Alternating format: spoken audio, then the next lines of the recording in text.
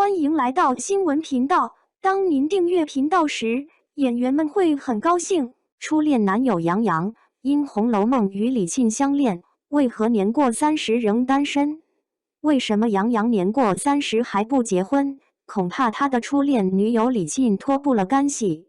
年仅16岁的杨洋，因拍电视剧《红楼梦》与李沁相识，两人一个扮演成年之后的贾宝玉，一个扮演少女时期的薛宝钗，看似没有什么对手戏，却成了剧组里最亲密的一对。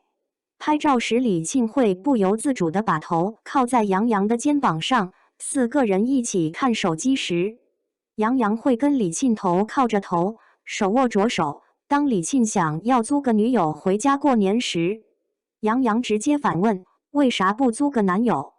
虽然彼时两人并没有官宣，但在那个网络还不发达的时代，他们却从来没藏着对彼此的喜欢。然而这份甜蜜并没有维持多久，相传让两人分手的罪魁祸首是他们共同的经纪公司。得益于古典清雅的气质，李沁一直是公司力捧的对象。反观彼时的杨洋个子不高，颜值也没有很出众，就成了资本抛弃的那一方。为了提高李沁的热度，公司还安排他与老板的干儿子林宇深拍情侣写真，帮两人传出了绯闻。最关键的是，林宇深还承认了因戏生情的传闻。眼见曾经的白月光与其他男人打得火热，这才迫使杨洋结束了那段短暂的初恋。后来杨洋在2013年也与宋茜传出过绯闻，曾经还被网友扒出过宋茜主动到《三生三世》剧组探班杨洋，两人一起戴过同款鸭舌帽的图片。不过消息刚发布没多久，两人就纷纷辟谣了已经在一起的传说。后来在拍电视剧《你是我的荣耀》时，杨洋又认识了新疆美女迪丽热巴，从此开启了全网撒糖的模式，甚至连胡可都成为了他们两个的 CP 粉。并且从导演曝光的现场花絮来看，但凡是他们两个在一起的画面都会甜度爆表，甚至还有吃瓜群众们把两人在一起的口号从剧中喊到了戏外。不过随着该剧的落幕，这段万众瞩目的杨迪 CP 并没有走到一起，反倒是杨洋在时隔1年后与身为上海名媛的乔欣传出了绯闻。起因是有网友拍到了两人疑似在伦敦逛超市的照片，与此同时还有网友爆料，他们曾偶遇过杨洋和乔欣一起很甜蜜的过情人节。但最让无数网友坚定两人已经在一起的不是他们都曾分享过在伦敦美食，而是乔欣以小号的方式分享了他的恋爱日常。随着各种细节被扒，不少网友对杨洋乔欣的恋情深信不疑。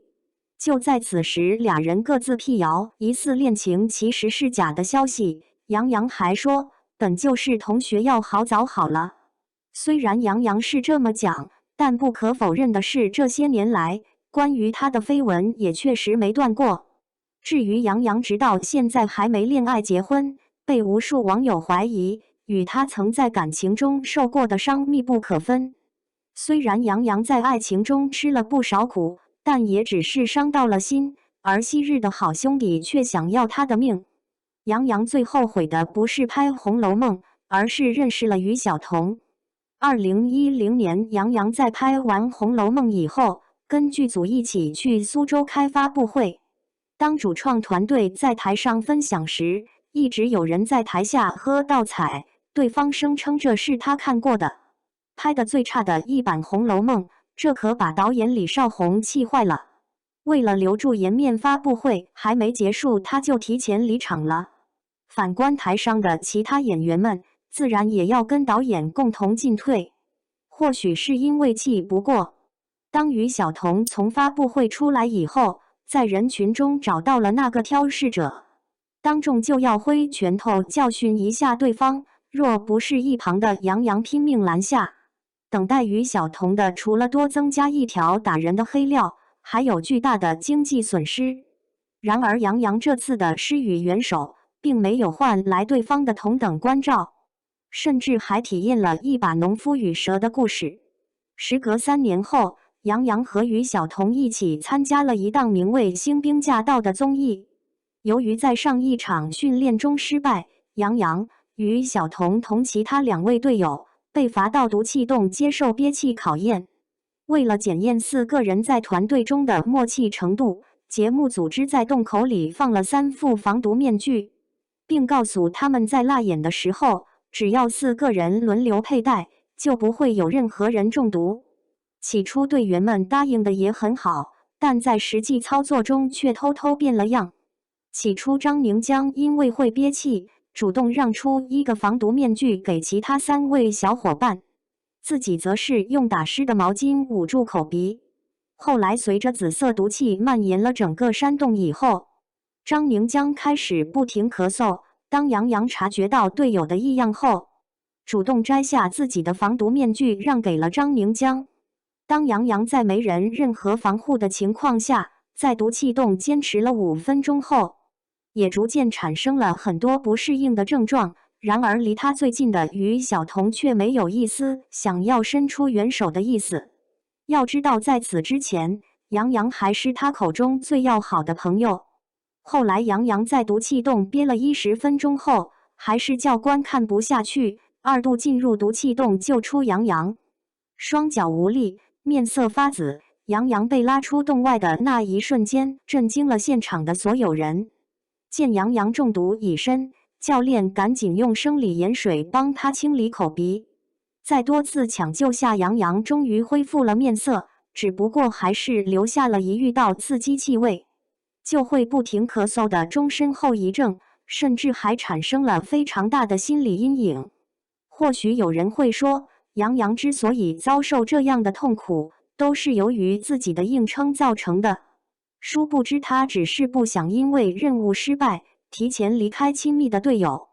然而令杨洋没想到的是，他忍受住了窒息的痛，还是因为队友们自私自利被淘汰了。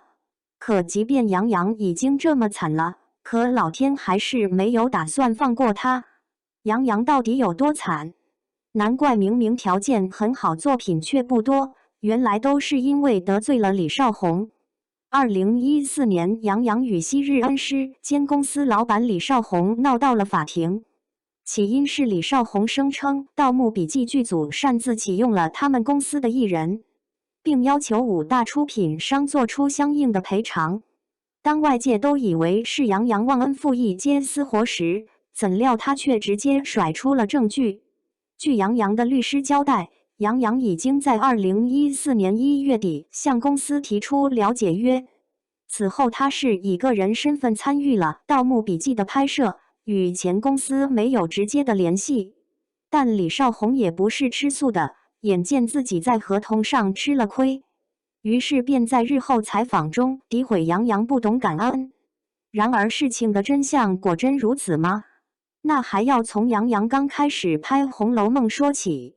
当初杨洋凭借贾宝玉一脚进入剧组，在拍一场哭戏中，他自认为眼泪已经流很多了，但李少红导演还是不满意，于是他跑到杨洋面前给了对方3巴掌，瞬间让杨洋因为委屈哭红了眼。后来杨幂在参加某节目时，也曾说过被导演扇巴掌的经历。虽然他没直接说打人者是李少红，但不少网友猜测正是该导演。后来李导在某采访中提起杨幂时，也没有一句好话。后来随着该剧的杀青，杨幂赌气离开了，反观留下来的杨洋却没有好下场。2012年电视剧《花开半夏》正准备开拍，原本导演定的男主角是杨洋。由于该角色曾有过深陷牢狱的经历，为此杨洋都把头发剃了配合导演拍摄。然而电视剧临开机前，杨洋却被突然换掉。追究其原因，正是李少红想捧干儿子林宇深出道，才让杨洋成为资本的牺牲品。要知道杨洋已经不是第一次被李少红换掉了，曾经某导演邀请杨洋出演新洛神男1号，但李少红却想用于晓彤代替杨洋出镜，好在该导演一直坚持。杨洋的气质更符合人物的设定，这才保住了杨洋为数不多的作品。除了在影视资源上偏心，杨洋在日常生活上也没有得到同等待遇。曾经，杨洋用一身白色西装，让无数喜欢他的粉丝心疼。起因竟是偶像在参加活动前，经纪公司都没有准备礼服，而他身上穿的这件还是临时借的。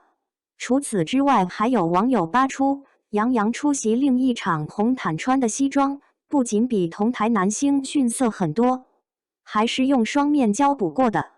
为此，不少粉丝声讨过杨洋的经纪公司，让其对杨洋好一点。或许正是忍受了太多的委屈，眼见周围人都辣眼以后，杨洋才主动提出了解约。然而，等待他的不是自由身，还是李少红的一纸诉状。好在杨洋留下了公司没按合同履行的证据，还拿出了公司伪造自己签名的证明，这才顺利的脱离了苦海。自从离开了老东家以后，杨洋确实开朗了很多，优质资源也接到了不少。最关键的是，他还用款款佳作和过硬的口碑，狠狠打了李少红的脸。